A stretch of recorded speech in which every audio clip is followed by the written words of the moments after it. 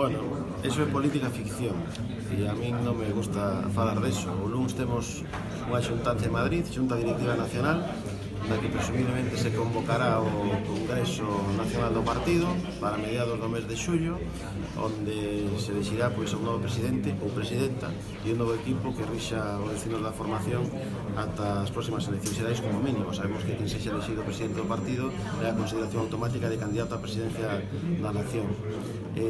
Todos os ollos se fixan en Núñez Feijóo, é normal, e evidentemente el terá que dicir algo a partir desa reunión, desa convocatoria, porque se abre un plazo para que os candidatos se presenten e que conten alo menos coa asignatura de 100 afiliados, o apoio de 100 afiliados do partido.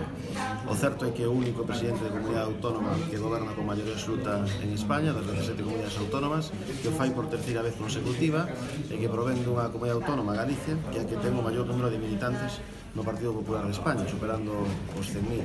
Entón, é unha decisión personal del. O que está claro é que si decide, e isto xa é política ficción, pois é unha decisión que se apoiará, e se non o decide tamén. Estamos absolutamente satisfeitos do labor que está desenvolvendo no Partido Popular de Galicia, e precisamente por ese labor, pois, agora está sonando como o máximo aspirante a facerse coas rendas do PP nacional. O outro, pois, eso xa son encuentros na terceira fase. Primeiro hai que pasar a primeira e despois a segunda, non? Bueno, pero está